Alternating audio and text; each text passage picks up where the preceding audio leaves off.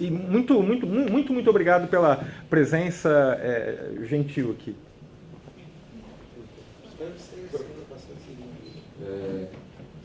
Tá funcionando? Prazer, meu nome é Lucas, eu atualmente estudo artes visuais, né? Mas já estudei fotografia e cinema, fiz fotografia e trabalho com fotografia mais na parte de fotojornalismo também e videoativismo. E estudei cinema no ABC, eu sou de São Bernardo, tem uma coisa parecida aí com Osasco, parece uma irmandade, né? O ABC, Osasco, pessoal aí, baderneiro. E lá em São Bernardo eu fiz o Centro de Audiovisual, talvez você já tenha ouvido falar, do CAD, do Centro de Audiovisual, que é um protótipo de recuperação da Vera Cruz, da produtora de cinema Vera Cruz, que a princípio os galpões, o pavilhão Vera Cruz ainda está lá, existe lá até hoje, mas não deixou de ser uma produtora há muitos anos, né?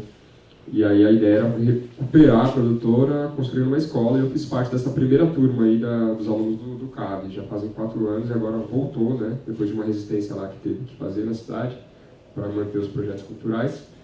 E também fiz escola livre de cinema e vídeo. Em Santo André existem algumas escolas livres, escola livre de teatro, de dança, literatura, e fiz a escola livre de cinema e vídeo, que também é um curso livre de cinema, que durou 3 anos aí da minha formação. O CAB dura 1 ano e meio, também tem o curso de animação lá, são 2 cursos, o Cine TV e animação. E essa é a minha formação em cinema, assim, principalmente na Escola Livre de Cinema e Vídeo, né? Eu já tinha estudado 3 anos, eu fui fazer o CAB como aluno, mas pela militância mesmo da Vera Cruz. Apesar de que a estrutura do CAB é muito mais legal. Eu falo isso até para divulgar para vocês, né? Essas coisas, é tão difícil estudar audiovisual, cinema, isso no Brasil, né? Então, vale a pena divulgar o Centro de Audiovisual e a Escola Livre de Cinema e Vídeo em Santo André.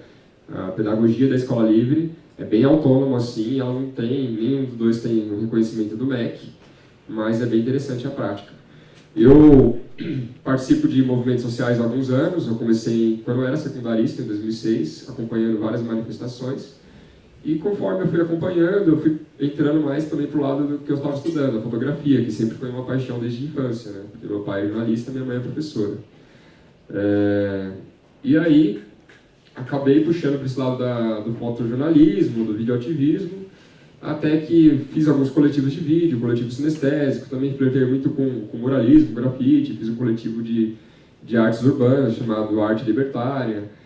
Enfim, eu tenho 27 anos e no decorrer desses últimos 10 anos aí, eu me meti em uma porrada de experiência com coletivos, produções, movimentos, até que a gente chegou no Acabou a Paz. Eu estava visitando as ocupações das escolas que estavam acontecendo em São Paulo.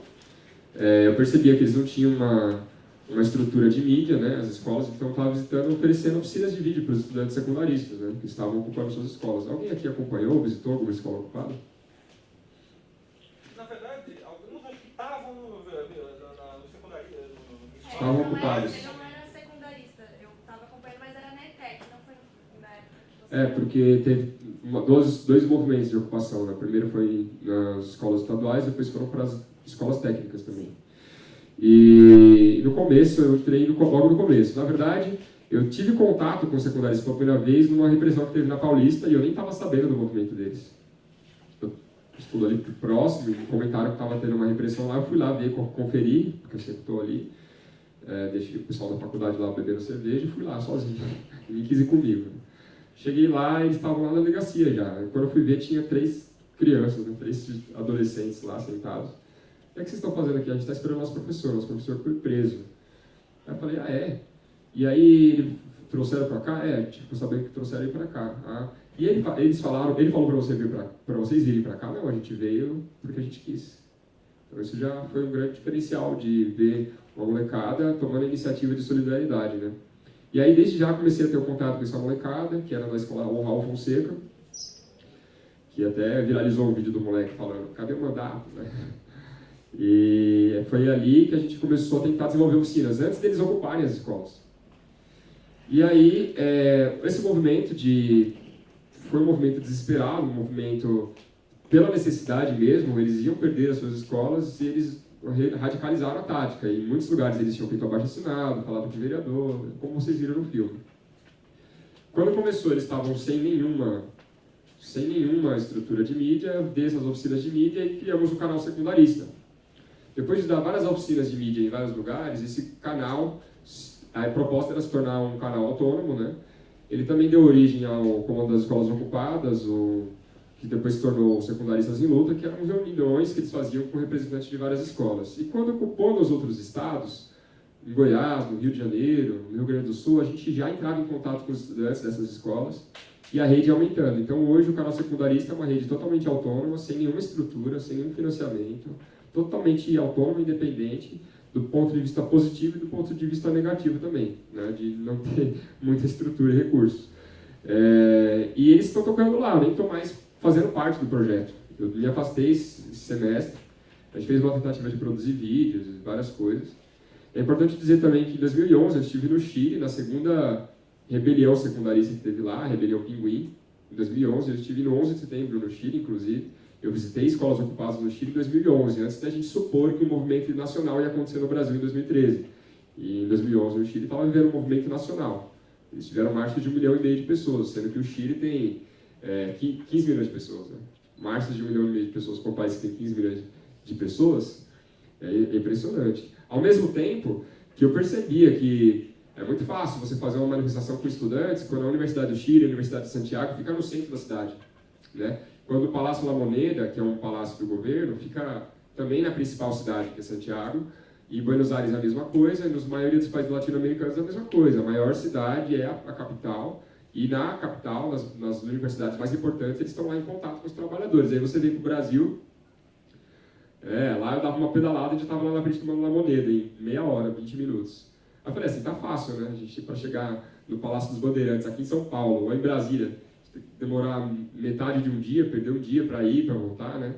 Então, tudo me fez entender que a gente vive num país extremamente controlado, especialmente essa questão acadêmica, que fizeram questão de construir as universidades distantes da população, da parte proletariada.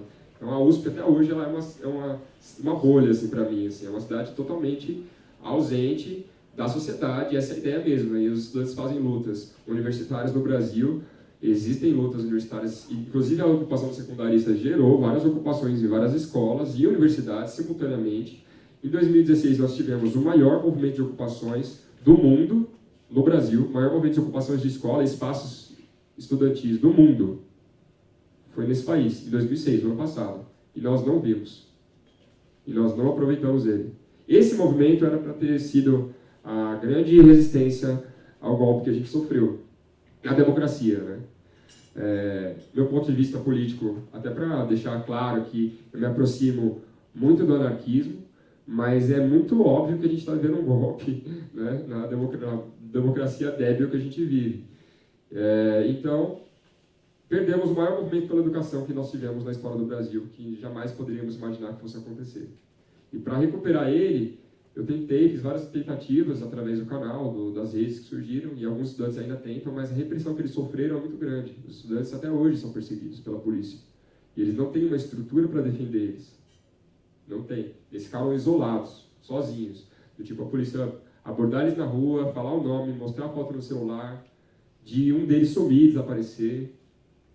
E eu falo isso enquanto ainda posso falar. Sumir, desaparecer, depois de 3 dias você aparecer e ficar traumatizado. E vários casos, não só em São Paulo, como em Curitiba, que eu também estive lá. E o documentário Acabou a Paz, para finalizar, como o Richard comentou sobre isso, a importância do poder do documentário. O documentário Acabou a Paz, que é do diretor Carlos Pronzato, que é um cineasta argentino, que também foi responsável pela produção da Revolta do Buzu, que é um documentário que ajudou o passe livre a se formar, né, nas suas origens, a luta pelo transporte gratuito. A Revolta do Buzu, que foi a revolta que aconteceu em Salvador. Da mesma forma, o Acabou a Paz, ele mobilizou as outras lutas do país. A gente entrava em contato com os outros estados, eles tinham visto o exemplo de São Paulo. E o exemplo dos estudantes de São Paulo, quem foi? Foi os estudantes do Chile. Vocês viram no documentário que eles assistiram a Rebelião Pinguim, que era o filme do Pronzato, de 2006. De 2011, que foi a maior luta deles lá, não tem documentário. O documentário que tem é de 2006, que influenciou eles. E em 2006, no Chile, os secundaristas que ocuparam suas escolas em 2006, eles se inspiraram num exemplo. Quem viu a Rebelião Pinguim vai ver que eles se inspiraram num documentário da época, que contava da época de 2006, mais ou menos, independente, que chegou a passar em circuito comercial lá, que se chamava Atores Secundários. E esse documentário falava da resistência secundarista, e é bom que eu já dou um link pro é ruim, né? Esse documentário, Atores Secundários, é um documentário chileno que falava dos atores secundaristas que resistiram ao Pinochet, dos estudantes secundaristas que resistiram à ditadura do Pinochet. Então, em 2006, os estudantes viram um documentário sobre os estudantes que resistiram em 70, né, e pouco, contra o Pinochet. Em 2011, esses estudantes se inspiraram na primeira rebelião, esses estudantes que já estavam, alguns que fizeram parte da primeira rebelião, já estavam na faculdade. 5 anos depois, a Rebelião Pinguim chegou no Chile todo, 5 anos depois. Foi 2006 a primeira, a segunda foi 2011. No Brasil, em menos de um ano, e o Brasil tem proporções continentais, nós atingimos ocupações do país inteiro, de um estado após o outro, um estado após o outro. Entendeu? E a gente ainda imagina que o país é passivo, né? Passivo no sentido de passivo, né? Não de pacífico. Então, o poder do documentário é muito forte mesmo. A necessidade da imagem. Eu estava vendo aqui o encontro dos caras, eu só cheguei no final, infelizmente, mas eu vi essa cena é emocionante, do Fidel conversando com os exilados, né? E por quê? Porque eu fiquei pensando, mano, que capacidade, né, que os caras têm de falar, pega uma câmera ali, pega uma câmera, registra isso aqui, entendeu? Cacete, os caras pensaram na história, né? Isso é histórico. E quem hoje está fazendo esse tipo de coisa? Quem hoje está lembrando das memórias que nós estamos escrevendo agora? Então, eu tenho a sensação que nós estamos cada vez mais se distanciando da memória que a gente ainda vai ter, por causa da virtualização em massa, né? Que também é importante pelo seu ponto de vista ativista, né? Porque sem a rede social hoje esse movimento talvez não fosse dessa forma, mas a gente precisa refletir urgentemente esse caráter, né, de memória e comunicação, né? Então é isso, eu deixo as perguntas para vocês. Deixa eu ver só se eu esqueci de falar alguma coisa. O canal secundarista também tinha a proposta de fazer o Jornadas pela Educação, que era um projeto de utilizar a educação, que é uma coisa que eu defendo onde eu vou. Eu acho que é uma luta estratégica pela educação, se feita no Brasil, porque acho que é uma pauta mais legítima diante de todo mundo. Antigamente, trabalhar era a cultura, né? Hoje em dia, você tem que estudar, né? Por enquanto, né? Então, quando as mães viram que os filhos iam perder a escola, quando os pais viram que seus filhos iam perder a escola, foi inquestionável. Mesmo para uma sociedade conservadora, que é São Paulo, uma sociedade conservadora, que é o Paraná, chegou a mais de 800 escolas ocupadas, foi irrefutável o argumento, eles estão acabando com a nossa escola. Então, a educação, ela é uma via estratégica, porque um cara educado, ele vai defender uma reforma política, vai defender uma auditoria da dívida, ele vai defender uma reforma agrária, e assim por diante. Enfim, eis a minha fala. Eu falei de uma vez só, para deixar para as perguntas de vocês, e muito obrigado, desculpa a demora.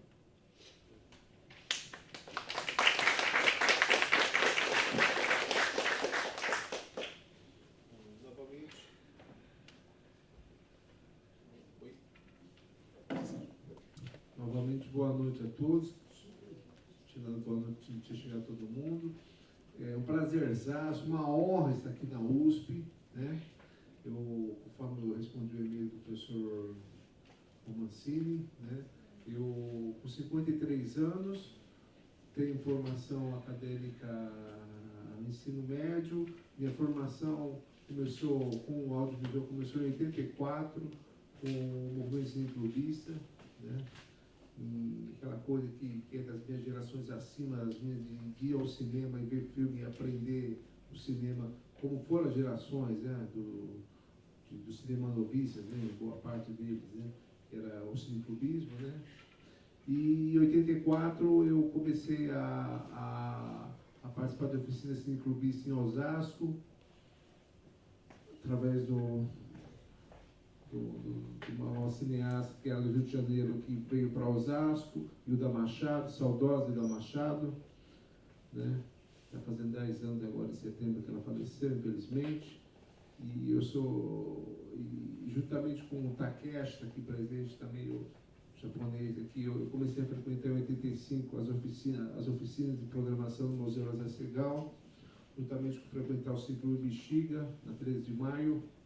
Então eu ficava nesse eixo Osasco, São Paulo, direto, como fica até hoje, né? Frequentando a sala de cinema, Cinemateca, a Rato de Cinemateca, etc. Né?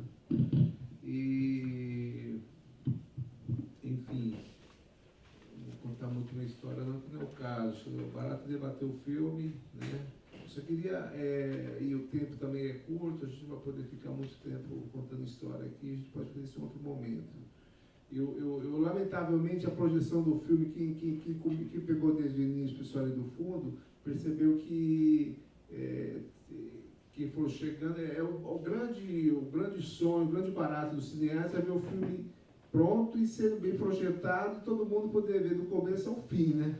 Coisa que não aconteceu aqui hoje, né? Então, espero que haja uma outra oportunidade, né? Ou se não tiver aqui pela USP, a gente combinar em outro espaço, vai exibir o filme. O próprio professor não viu o filme inteiro, né, professor? Enfim, eu vi hoje porque realmente não está online, comentei. Então é isso, né? Eu queria ter.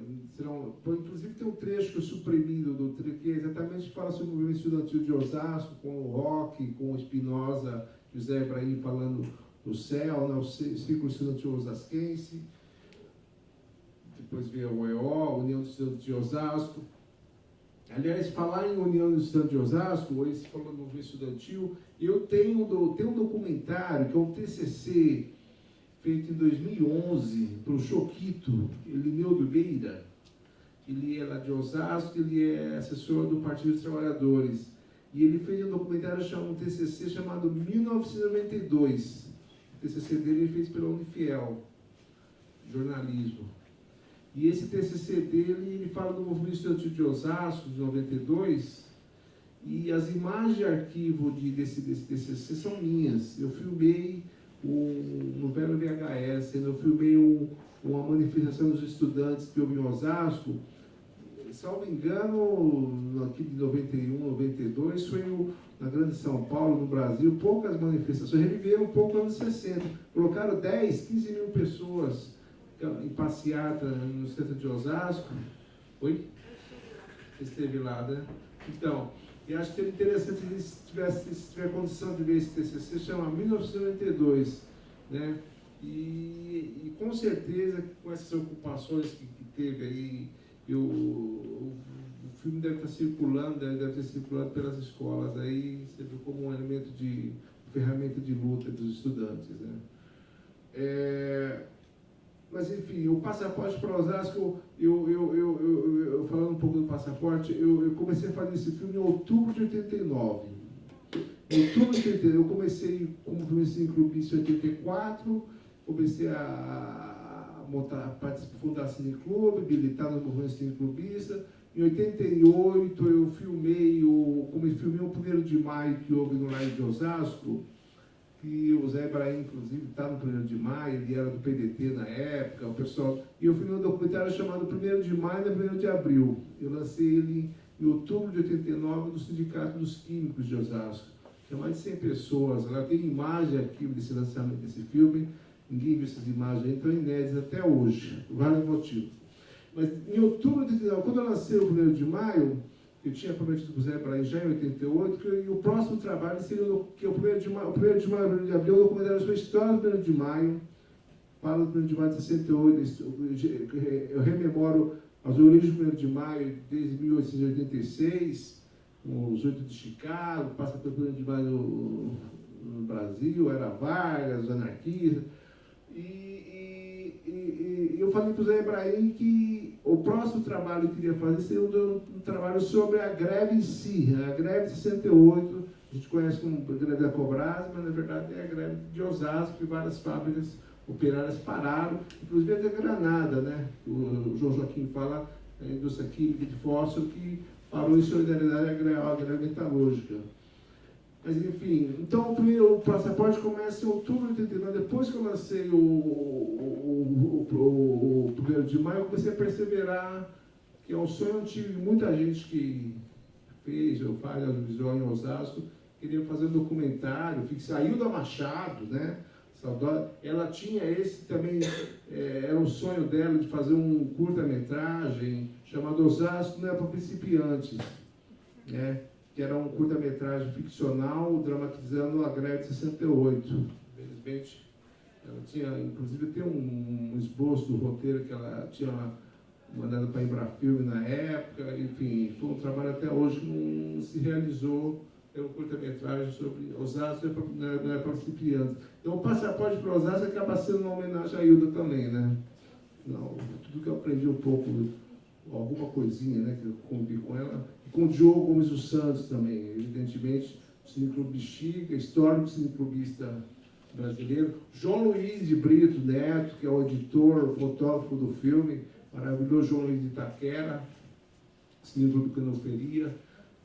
Tem outros tantos créditos para dar no filme. O próprio Marco Melo está aqui, meu consultor de informática, está aqui do lado da minha companheira Rita, que fez produção do filme também. E teria outros tantos créditos para dar no filme. Márcia Coutinho também foi algumas vezes em casa, ela discutiu roteiro comigo. Então, o Passaporte foi praticamente uma universidade para mim. Como eu levei algumas décadas para fazer, eu pesquisei e basicamente material analógico, né? Eu fiquei muito defasado com relação às novas tecnologias, mas esses livros que estão aí, esses filmes que estão aí nos créditos, de fato eu tive acesso a eles, a maioria eu li, eu assisti todos os filmes. Então, eu acho que estou falando demais, acho que seria legal a gente abrir para um bate-papo, um debate, e é isso aí. Gente, vão levantando a mão quem quiser fazer perguntas, que eu vou passando o... Muito obrigado. Quem primeiro? Claro. Questões, gente. Cuidado. Não, esse aí você pode esticar. Oi? Esse é grande, é só puxar, né? Esse é grande? É porque tem um vídeo.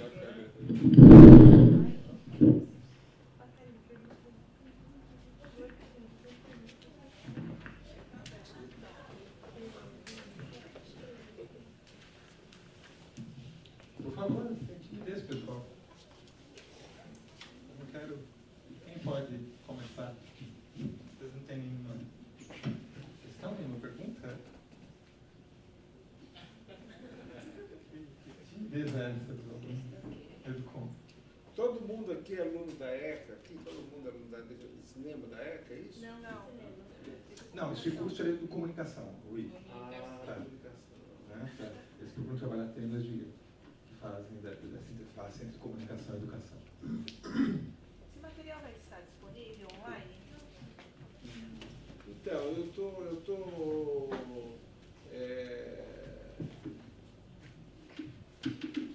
com certeza esse ano, praticamente daqui para o final do ano, eu vou colocar disponível no YouTube, né? E, na verdade, falando de produção, esse trabalho é sangue, suor e lágrimas, já ouviram falar isso. Fazer cinema no Brasil, como você colocou, é difícil. Todo mundo, e vocês são estudantes, vocês sabem que, de fato, estudar hoje em dia numa universidade como essa também não é para qualquer um, né? Então, eu estou completamente endividado, como se pode imaginar. Eu estou tentando ver a possibilidade de viabilizar algum tipo ainda de exibição em alguns lugares, inclusive para viabilizar alguns caraminguadas, alguns trocados. Mas, inevitavelmente, daqui para dezembro, no máximo começo do ano que vem, completa 50 anos a greve, né? Eu vou colocar na internet. Né? Tem um trailer, né, de 7 minutos, né? Eu tenho uma versão, um trailer de 3 minutos também que eu faço circular no WhatsApp, né? Mas eu tenho um material fantástico. A gente filmou mais de 10 horas da entrevista. E tem, assim, sabe, desde episódios, assim, engraçados, aquelas coisas folclóricas, até revelações mais... A Terezinha Gurgel, que ela pouco fala no filme, que é esposa do Inácio Gurgel, ela faz uma revelação, ela assinou o documento, ela liberou para que eu tornasse pública a entrevista. E ela faz uma revelação sobre o ex-prefeito de Osasco, um dos ex-prefeitos de Osasco que ela enfim, mandou correr da porta da casa dela porque quis subornar o Inácio Gurgel em troca de candidatura a prefeito de Osasco. Coisas assim eletrizantes que você, em outros tantos trechos interessantes e reveladores, que é da política interna de Osasco, mas é da história geral, né? Que é um sinônimo de como era a política naqueles anos 60, né? O episódio do sapato, do rock, tipo trailer de filme político italiano, sabe? Tem outros episódios, revelação do João Joaquim sobre a Igreja Católica, a influência da Igreja Católica em Osasco, né? Enfim, mas isso tudo, espero, né, ter condição de um dia revelar isso em algum outro tipo de material ou extra, sei lá, que eu fiz como DVD, mas a socialização bem no Brasil no momento. Não, não quero. Não. Item que é 10? Só para complementar, Ah, bom. é um material, não, por favor, não. É um material tão rico, né? Eu, como osasquense, assim, em 75, tudo isso eu sei. Osasco, nós sabemos que tem um dos grandes PIBs, né, de São Paulo. Assim. Não existe um certo apoio, principalmente do Bradesco, que é um material tão bacana, né? Enfim, de patrocínio para essa divulgação, não só online, que eu entendo o retorno, mas assim, como é que é essa